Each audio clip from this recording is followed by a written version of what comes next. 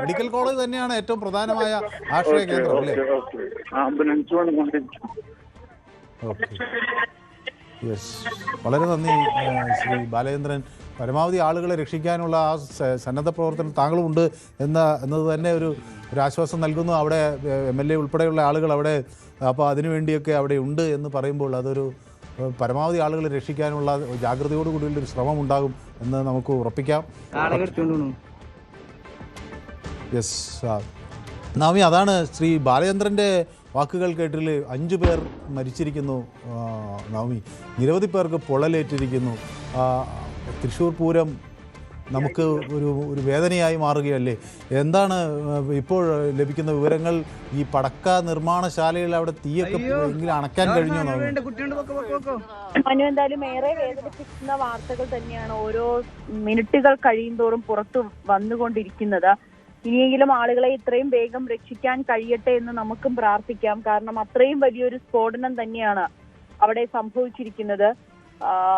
ഇത് എന്തുകൊണ്ടാണ് ഈ സ്ഫോടനം സംഭവിച്ചതെന്ന് ഇപ്പോഴും വ്യക്തമാകുന്നില്ല.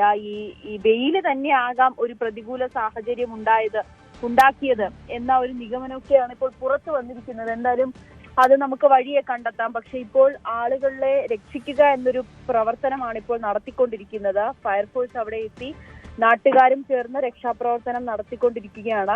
എത്രയും വേഗം അവിടെ നിന്നും ആളുകളെ ആശുപത്രിയിലേക്ക് എത്തിക്കുക എന്നത് തന്നെയാണ് ലക്ഷ്യവും. ആശുപത്രി എല്ലാം സജ്ജമായിട്ടുണ്ട്. മെഡിക്കൽ കോളേജും കോഴിക്കോട് നിന്ന് അടക്കം വിദഗ്ധ ഡോക്ടർമാരെ തൃശ്ശൂരിലേക്ക് എത്തിക്കാനുള്ളൊരു നിർദ്ദേശം ആരോഗ്യമന്ത്രി നൽകി കഴിഞ്ഞു എന്നാണ് അറിയാൻ സാധിക്കുന്നത്.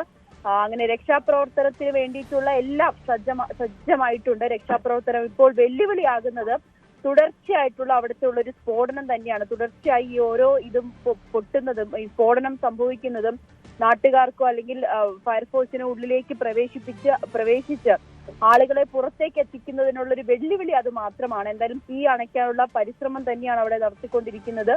വളരെ വലിയ ഒരു രക്ഷാപ്രവർത്തനം തന്നെയാണ് അവിടെ പുരോഗമിച്ചുകൊണ്ടിരിക്കുന്നത്.